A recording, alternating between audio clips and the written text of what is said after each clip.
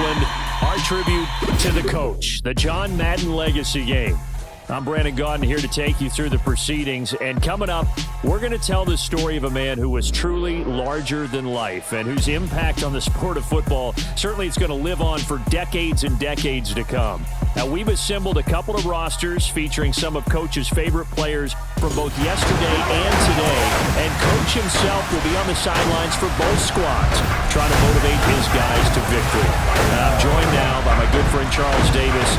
CD, your thoughts on John Madden and what he meant to the sport he loves so much? For me, Brandon, it's the word joy. He brought that to the game of football and brought the game to so many people. He stayed involved his entire life. And moving forward, when you think of football, you're always going to think John Madden. The Coliseum back to its original 70s glory. What a scene in the East Bay. And we're underway in the John Madden Legacy Game. And some good special teams coverage as they bring him down just outside of the 15. So it's the NFC stars who will get the ball first. And Charles, as we alluded to, we've got a different era of coach on each sideline. So the man coaching this NFC squad, we'll call him Young John Madden.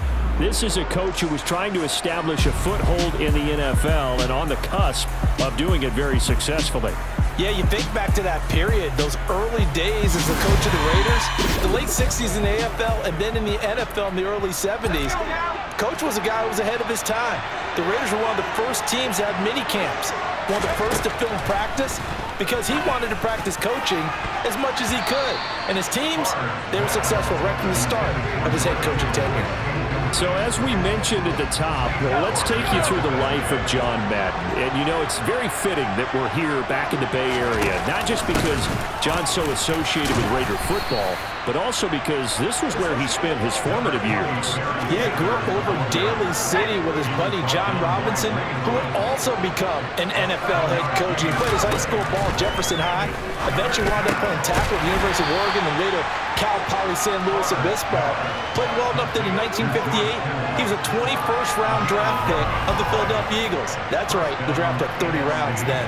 But Charles, you mentioned Coach was a 21st round draft pick back in 1958, was the Philadelphia Eagles who selected him. But unfortunately for John, knee problems, they just continued to dog him. He was hurt in his first training camp, actually never saw the field as a player in the NFL, but it was still during his time with the Eagles, you and I were talking about this before going on air, that you could start to see the light bulb going on for what his career path might entail. And it went on in a big way, didn't it? Because while he was rehabbing his knee, he started to spend a lot of time breaking down film with the Eagles, with quarterback Norm Van Brocklin, the future Hall of Famer and future head coach in the NFL. Remember, Norm Van Brocklin coached with the Falcons, he coached with the Vikings. And was there during that time. I think Coach Madden realized his love of football and love for teaching, combining all that together, and that meant being a football coach. So in 1960, began his coaching career at a small college south of San Luis Obispo called Allen Hancock, and then later at San Diego State University under another legendary coach, the guy who could throw it around pretty well, Don Coryell.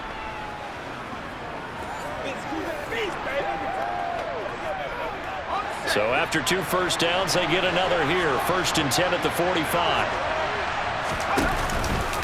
On the counter now, it's Sanders.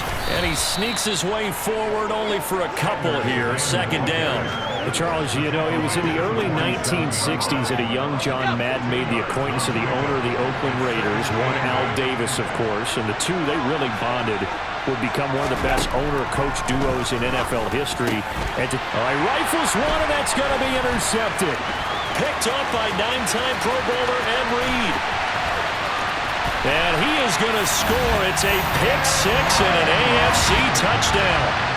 Well, they were advancing the ball. They had a couple first downs under their belt, but a big mistake there on the opening drive leads to 6 points the other direction. And what a good read that was on his part, Brandon, because it prevents a possible scoring drive with how they were moving things along. And it gives the defense the early advantage of what's going to be a definitely entertaining battle between these units. Now Adam Vinatieri for the point after.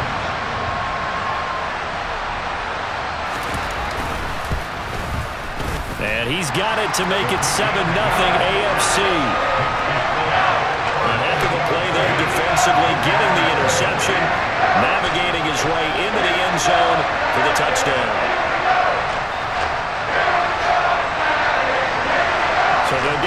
shot on offense following that pick six. And now the kick is away. This one fielded at the 5. And he'll get it up past the 20 to about the 22. You see the AFC defense heading back out there.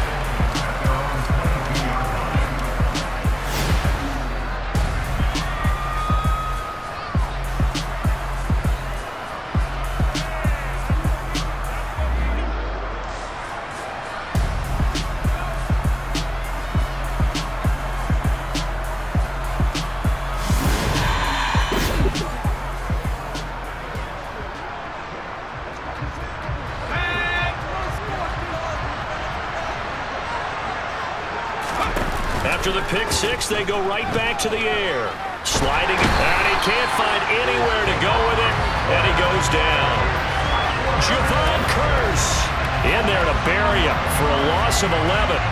Not the start to this one that any quarterback would want or envision. Remember, he had the pick six, and here he ends up on his backside. And you have to wonder to yourself, okay, after throwing the pick six, did he get too careful with the football and not deliver downfield and take that sack? They've got to make sure that he's really into this game. Well, they're in some hot water now. After that sack, it's 2nd and 21. Here's Favre to throw. He rifles one that's intercepted. Picked off by Stephon Gilmore. And his guys are going to take over at the 21-yard line. And partner, I think this is where long-term starters in the NFL separate themselves from the rest of the pack, because there's still 3 full quarters left in this one. More than enough time to move past a pair of early mistakes and find a way to lead your team to a win. Mental resiliency, a characteristic every NFL team's looking for in their quarterback. Now the AFC making their way out, and it's one of Coach's favorites, another local guy, Tom Brady, who will be at the controls. Boy, Coach always admired the way number 12 could run an offense, and especially his ability to stay calm under pressure. Tom Brady is a guy who's always looking downfield. He never looks at the rush. He hangs in the pocket, and he makes a throw. He's a cool guy. He's a tough guy. Let me tell you, there's no one calmer in the pocket than Tom Brady. And I know that Coach has a great appreciation for Tom Brady, who turned 45 back on August 3rd, because Coach coached a guy like him in George Blanda, who played a long time in the NFL. In this game, it features legends and active players. Tom Brady qualifies as both. Charles, you talked about John Madden and the Raiders going on a ride. Well, try these numbers on for size. In 10 seasons as a head coach, the Raiders won their division 7 times. They finished second the other 3 times, and he became the Allen hit. He lost the football, and it's scooped up by the NFC. And a big turnover there as his guys will get the football back. Well, my friend, this has certainly been a comedy of errors here in the first quarter. Neither side able to really hang on to the ball. Yeah, now I'm just curious to see which team can adjust, because both have made their mistakes, as you said. Yeah, and whoever can do that can seize firm control of this game, something they haven't done with the ball so far. With the NFC offense coming out here, and you know, Charles, Coach Madden always said that if he had one drive to win a game and he had to pick a quarterback, he would pick Kenny Stabler. But I think if you asked him to omit any of his Raiders players, there's a good chance the guy he'd select would be Brett Favre. Brett Favre is always smiling. He's always laughing. He's always talking to someone. He remembers that it's a game. And if it's a game, you should have fun. And Brandon, that always reminds me of a great movie line where one of the players was telling the coach, every time I say it's a game, you say it's a business. And every time I say it's a business, you say it's a game. With Coach, it was always a game.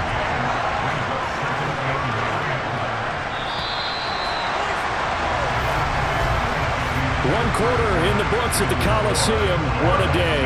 It's the AFC Stars with the early lead. This is the John Madden Legacy game on EA Sports. The NFC with the football here to begin the second quarter, as they're looking at a 2nd down and 9 to go. Now Favre trying to lay one up deep. He's got a man, complete. And he'll be brought down on the other side of midfield at the 43. This offense has been slow to get started, but that play will certainly give them a little bit of life. Maybe the late wake-up call that they had been seeking.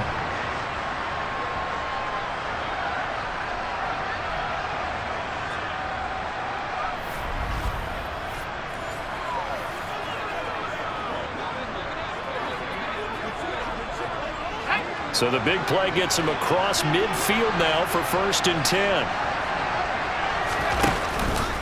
A give running left. It's Sanders. And he'll be brought down at about the 42. Charles, you think about all the success that John Madden had as an NFL head coach, and he had plenty, and we talked about it, including the 10 straight winning seasons, a Super Bowl title. But like any great coach, he also suffered through a few tough losses along the way as well. And Brandon, those tough losses came in high-stakes games because they always had such great success. Think about it this way. 6 times in his 10 years, the Raiders were knocked out near the AFL championship game or the AFC champion. And he is in. Touchdown NFC. 46 yards for the Hall of Famer Barry Sanders. And the NFC just an extra point away from tying up this game. Well, they've done a pretty good job keeping him in check to that point, but he finally breaks off a nice run here and gets into the end zone. And it just takes one, doesn't it, partner? That can undo a lot of good work that a defense has done to that point. You break off one right there, and everything suddenly looks bad for you. Morton Anderson now for the extra point.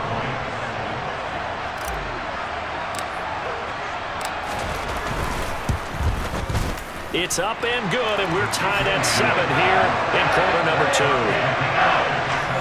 The drive summary that time, 5 plays. And Barry Sanders the one to finish it off as he does so with a touchdown run.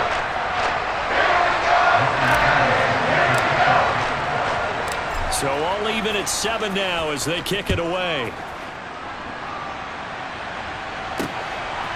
Dante Hall going to bring it out of the end zone. And he'll be stopped right around where he would have been had he gone down to a knee, maybe a yard shy of there at the 24. So the AFC offense heading back out. You know, Charles, Coach really loved to utilize his tight ends in the passing game. You think about Dave Casper, Hall of Famer for those great Raider teams. And I think he saw a lot of Dave Casper in an all-Madden staple, Tony Gonzalez. Tony Gonzalez is the type of tight end I think everyone's looking for.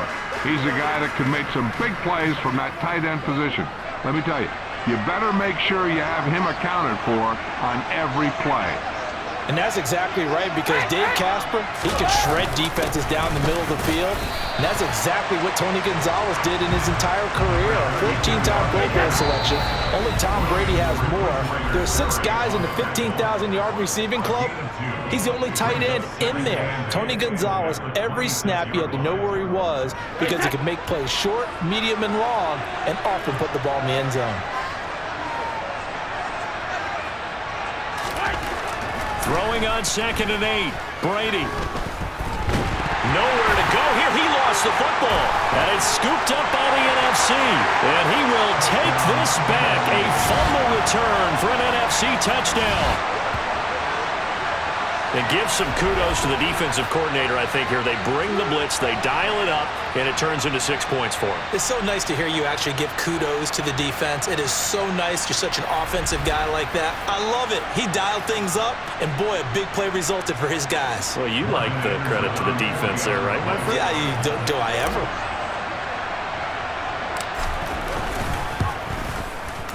Extra point by Anderson, up and good. And that makes the score 14-7. So not only the cough up, but then the pickup on the other side, the scoop, and the score the other way. The fumble return for a touchdown.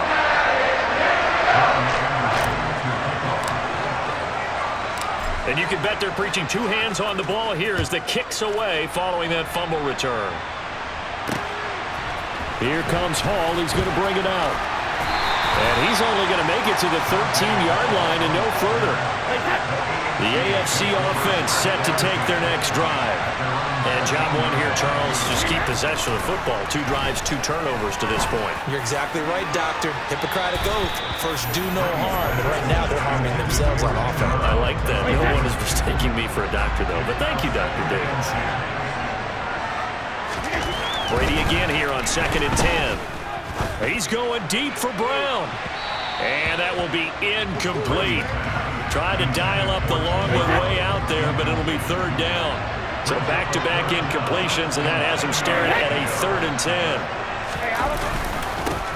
A run right side, it's Bettis. And he's going to be stopped well short of what he needed as the tackle is made at the 18-yard line. It'll be a gain of 5, and the punt team will now come out on 4th down. And there we saw one of the downsides of blitzing during a rundown, because sometimes you get out of your gaps. You don't fit the run quite as well because you're headed towards the ball carrier with abandon. On is the Hall of Famer Ray Guy to punt this away on 4th down.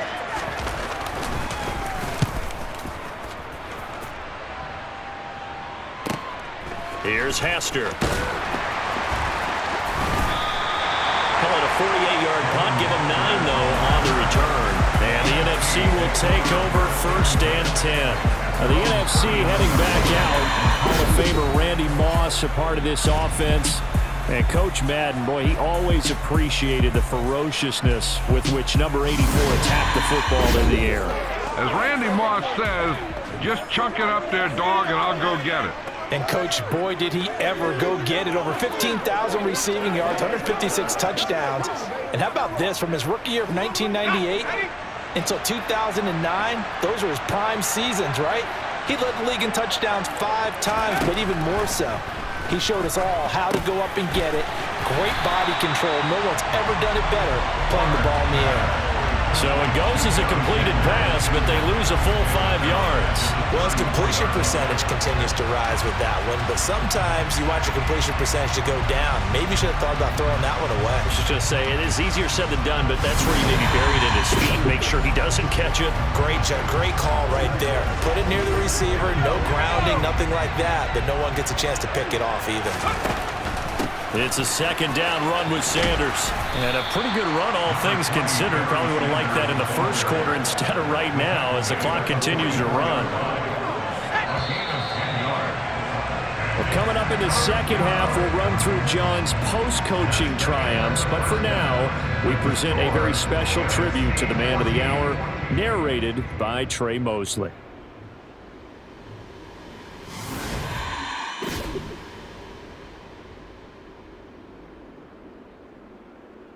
What comes to mind when you hear the name Madden? Is it the coach who led the Raiders to their first Super Bowl victory? Perhaps it's the broadcaster who entertained millions of fans. Or maybe it's the video game known simply by his name. But no matter what comes to mind when you hear the name Madden, everyone thinks of one thing: football. The core of it was football. It's the greatest game in the world. The left goes to the right goes to the left.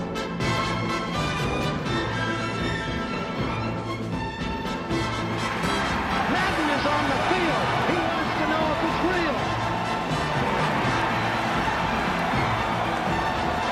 John Madden goes on the shoulders of his players.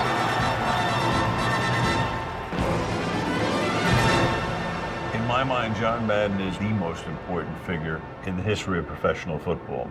Show me somebody else who did it on 3 levels the way John did it. There's nobody.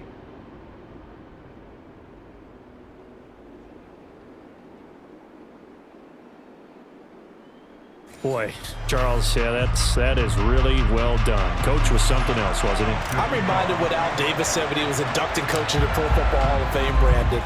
He loved the game. He loved his team. He loved the Raiders. He loved this league. And you can see it with everything he does. No doubt. It's quite possible, though, that now he would say, hey, enough of that. Let's play some football. The 2nd half forthcoming from Oakland. The drive starts with a run by Allen. And he is going to lose yardage here. He'll lose a yard there, and it's 2nd and 11. So now, Charles, to pick up the story we've been telling, John Madden at 42, he had just completed a 10-year stint as the coach of the Raiders. He wants to step away a bit from the grind of coaching, but he doesn't want to step away from the game of football. So he ends up signing on with CBS in 1979 to try his hand at broadcasting. And much like his coaching career, he was pretty much an instant success. Partner, he really connected with the people right from... into a sea of defenders and intercepted. Picked up by Jalen Ramsey. And they are going to set up shop at the 32-yard line. tough one there. First drive of the third quarter, throw an interception, and now a chance that they could be in even a bigger hole if they can convert this into points. Yeah, but how good do you feel if you're that defensive coordinator right now? Because you just know that the head coach looked at him and said, turn him loose, big man. And he'd be able to take a few extra chances playing with this type of a lead, and boy, it paid off. From the 32 now, here's 1st and 10. Up the middle they go with Sanders. And he gets stopped up at the 31 after a gain of maybe a yard. So for Coach Madden, Charles, by 1981, his broadcasting career is really taking off. He's elevated to the network's #1 booth that calls all the big matchups. And he gets the plum assignment to call in Super Bowl 16, 49ers and Bengals, and he's teamed up with Pat Summerall. And that pairing ultimately would go on to be one of the most influential in sports broadcasting history. Influential not just in us listening to them. Remember, they went out and called 8 Super Bowls together. Put together kind of the template that all of us broadcasters follow now. Sitting down with the head coaches and the quarterbacks and the stars of each team before a ball game to get extra information. And the way that those two paired together, Pat Summerall, short, concise, to the point, and turned it over to Coach Madden to fill in all the big details. Anderson's kick is good, and they will move up by 10 now, 17-7. Whatever was said in the locker room during the break must have worked. They forced the turnover. They didn't get the touchdown, Charles, but it does translate into 3 points to begin the second half. Exactly as they discussed in the locker room at halftime. Get some points to get things kick-started. Now start your half off with some momentum. Gives you something to build on for your next possession. No run back here for Hall, and this will come out to the 25. The offense for the AFC set to go now. So now, Charles, this drive maybe a touch more important, trying to erase the memory of that interception they had the last time out. Yeah, and everyone goes through this because even the best in the game, you're going to have games where it just doesn't go right for you, and interceptions result. So, frankly, to me, it's all about how you respond, not just the types of plays that you call, but how you carry yourself, how you show your team that you're still with it, and how you continue to lead. As you mentioned, CD, talking about John Madden, the broadcaster, he called 8 Super Bowls with Pat Summerall, 3 more with Al Michaels later in his career. He spent nearly 3 decades in the booth all told. And not only was he beloved for his mannerisms, we know that, but he was an innovator as well. Yeah, Brandon, you talk about things like the telestrator, which totally became identified with him, and now it's a staple for all analysts to have in the booth. And then you think about things like turducken on Thanksgiving, when he used words like boom and pow. He helped create the old Madden team. He was a very popular commercial pitch man. And even the Madden Cruiser was unique, and you had to be someone to get around that. Yeah, CD, we did get a little ourselves talking about John Madden, the broadcaster in the 90s and 2000s, because there was another product during that time period that he became quite famous for, and it's something that you and I know a little bit about, and that's the video game that bears his name. Originally John Madden Football when it was first released back in the late 1980s, and now known the world over simply as Madden. And Coach saw this originally as a way to teach the game of football. The early designs were for a 7-on-7 game, but he said no chance. He would not sign off on it. He wanted to be as realistic as possible. He told him, call me when it's 11-on-11, and he got his wish. Yeah, after that debut, Madden, the video game, continued to pick up steam through the 90s in a big way. And John himself, many will remember, was a commentator for the series for many years. And now here we are in the 2020s, and this game has sold somewhere in the neighborhood of 150 million copies. Come on, baby, rock and roll. Ready to begin their next drive here, the NFC offense. And they're not going to play this conservative, I don't think. They had a field goal last time, and they're up, but they're looking to put a drive in the end zone. Oh, I agree with you totally. No one goes out on the field and says, all right, let's just settle for 3, except in certain situations, trying to ice a game, that sort of deal. Most of the time, it's end zone, and that's what you're thinking, and I believe that's exactly what they're thinking as they begin this one. Yeah, no quarterback ever goes out there saying, hey, let's get 3, right? Not one that I've ever met. So, CD, you look at the accumulation of John Madden's achievements in the world of football, the coaching success, the Super Bowl title, the incredible career as a broadcaster with 12 Emmy Awards, Madden, the video game. It was very fitting back in 2006 that John Madden got the call to be enshrined into the Pro Football Hall of Fame. A more deserving person you will not find. He gave an incredible speech on that day, Brandon. So many of his former Raider players were in attendance. He talked about how he envisioned that when the last person turns off the lights in the hall every night, that the bus talk football amongst themselves. And what a discussion that might be. Yeah, he finished his speech by saying, "Today feels like the second time in my life that I'm being carried off on the shoulders of others. Yet instead of off the field, it's into the Hall of Fame. This has been the sweetest ride of them all." Brady will try again on second down. Open man is Andre Reed, complete. And he'll be brought down on the other side of midfield at the 43.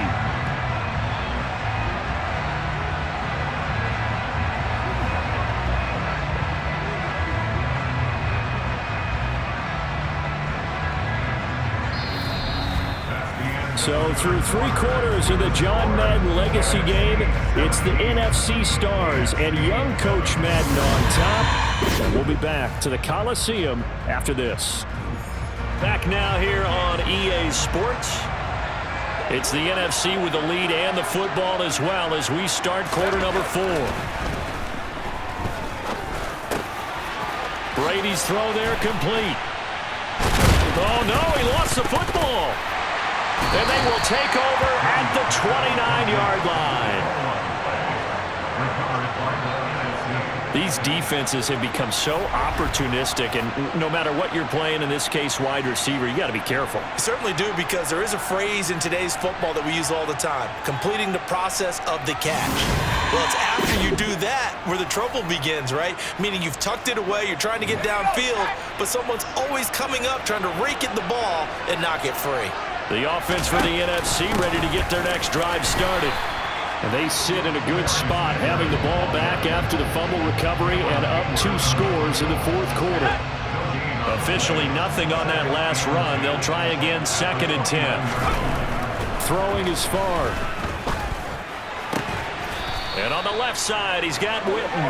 You think about John Madden in his retirement years post-broadcasting. He was about as active as most people are in their working years. I mean, he continued to play a key role on the NFL's competition committee. He was available to a wide range of people as a tutor, as a mentor. He continued to teach the game of football to all who would listen. And Charles, as you and I know, he even continued to provide input, a lot of input on the Madden video game. Yeah, I know a lot of folks that design and build this game certainly look forward to their yearly visits out to the Madden compound that he had out in the East Bay.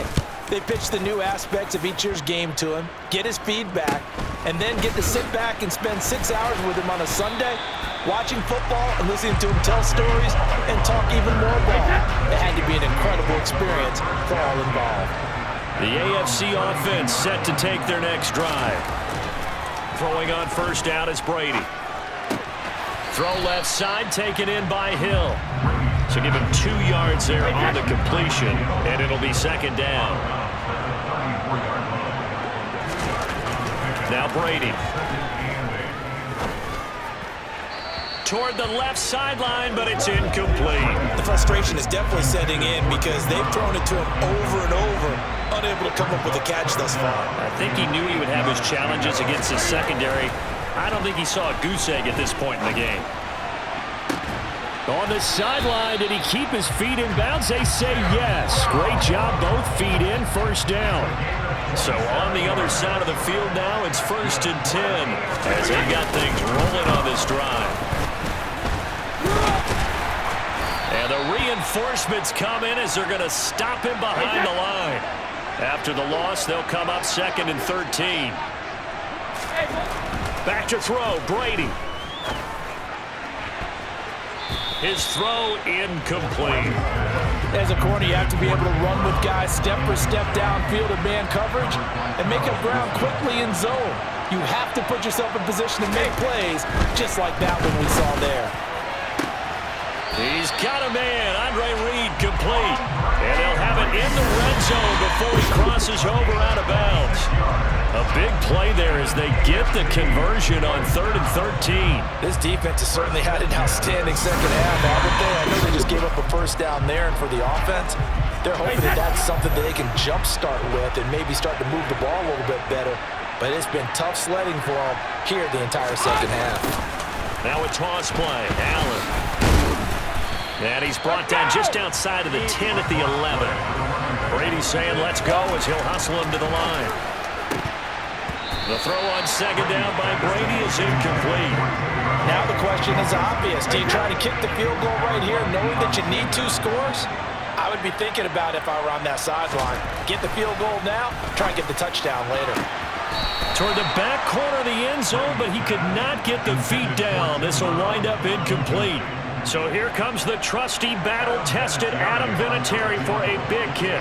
From the left hash, a chip shot here. The career leader in field goals made knocks that one through. And they're back with it, a touchdown. It's 17-10. So you knew one way or another that they needed the 2 scores. They get the easy one out of the way. Now they'll get the ball back, hopefully. Yeah, and the question is, how do you accomplish that? Do you onside kick it? Or since you have all 3 timeouts, do you kick it deep? To me, I'm playing field position with all 3 timeouts. I kick it deep and try to pin them back there. A tough one there. They certainly wanted that when they needed it, but they didn't absolutely have to get it. They still do have 3 timeouts. You're exactly right. They had to attempt it. But even though they didn't get it, as you noted, with 3 timeouts, if they can get these stops on defense, all hope is not lost. Now the AFC going to use the first of their timeouts as they'll talk things over prior to this upcoming second down play.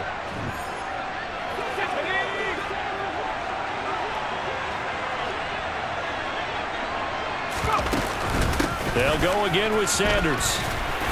And he'll be taken down at the 34. Now a second timeout called for by the defense as they'll head to the sideline and talk over what to do next.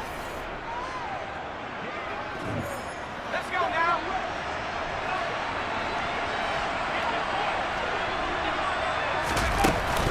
On third down, they'll run it with Sanders. He's not going to get there. That won't even be close. It was blown up in the backfield. Now the defense will burn their 3rd and final timeout as the clock will stop with just 70 seconds left to go in the game.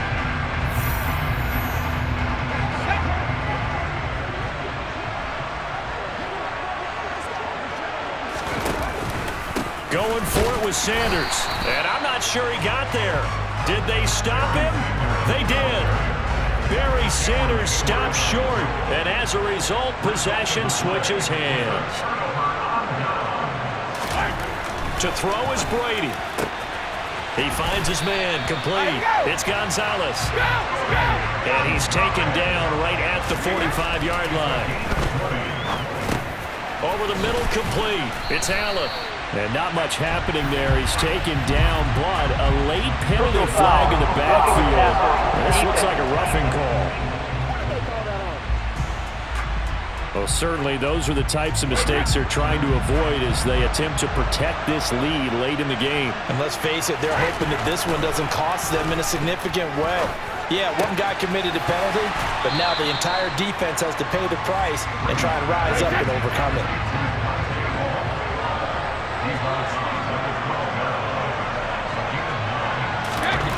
Now Brady. A quick throw knocked away and incomplete. Well, these corners, I tell you, they've done excellent work all game long.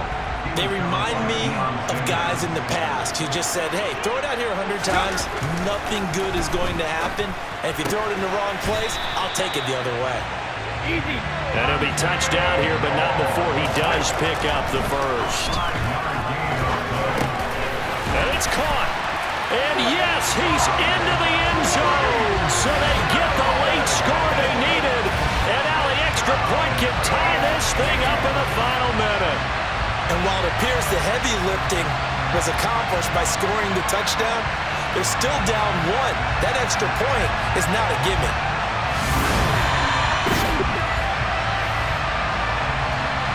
Vinatieri now to tack on the PAT.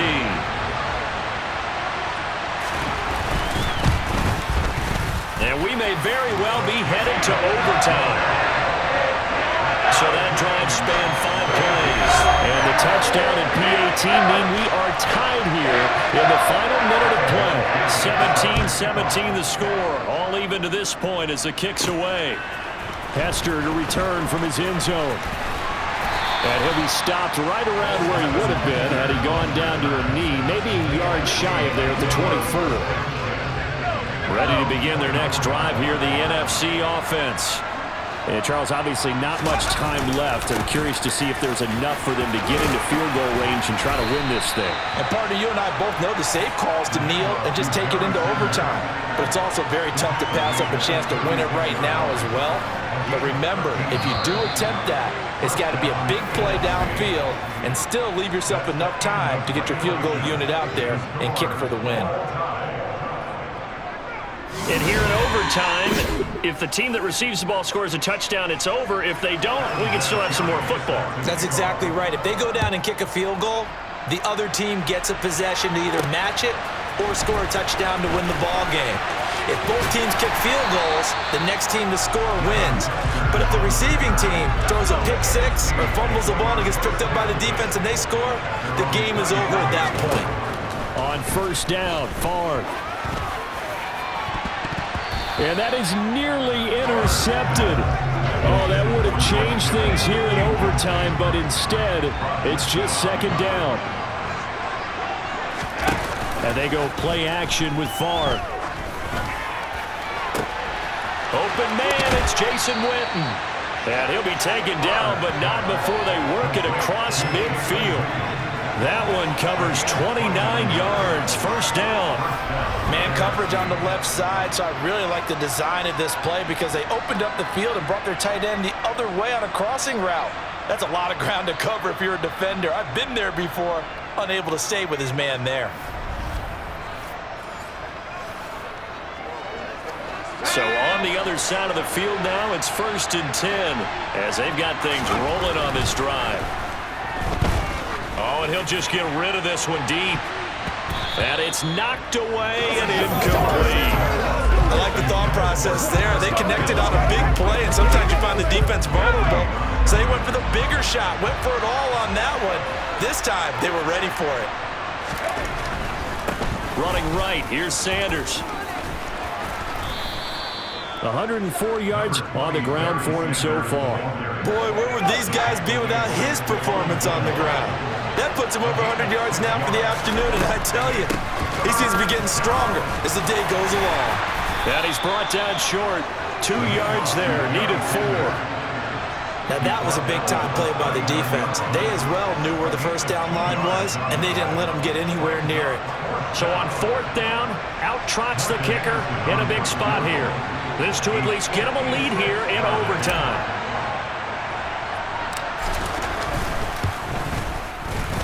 And his kick is good. He got every bit of that one as it's good from 56 yards out. And with that, they take the lead here 20-17. That was a big risk here in overtime. You send him out to fire away from long distance, but he knocks it through to give him the lead. Edgy, don't you think? Because if he misses there, ball goes to the spot of the kick, correct? Yep. And guess what? That only leaves about, 20 yards or so for them to go downfield and be positioned themselves. So you have confidence in him, and you have confidence in your defense to go ahead and let him kick that one. The offense for the AFC set to go now. Now a first throw here in overtime. He'll set up the screen to Marcus Allen. And he's going to be dropped following a pickup of 7 past the 30 to the 32. They'll operate from the 32-yard line here, 2nd and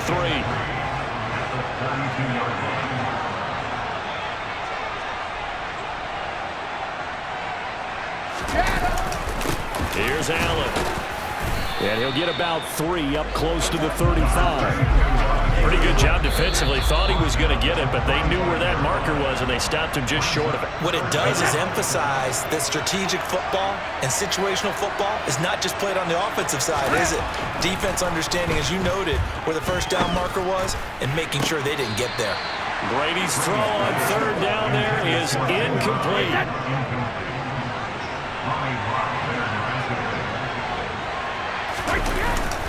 They'll try and run for it. And oh, he coughed it up. And it's scooped up by the NFC. And they have possession, and they have it at the 38-yard line. And a costly, costly mistake. Coaches talk so much about ball security, and in overtime, so paramount. Partner, do you ever wonder if maybe they talk about it too much? Too much, yeah. Doesn't seem like you can, but maybe by discussing it time and time again, and you know they overemphasized it here, it almost became... So a thrilling finish here in overtime to a game that no one wanted to see end. And for all of us at EA Sports, one final look back as we say, this one's for you, Coach.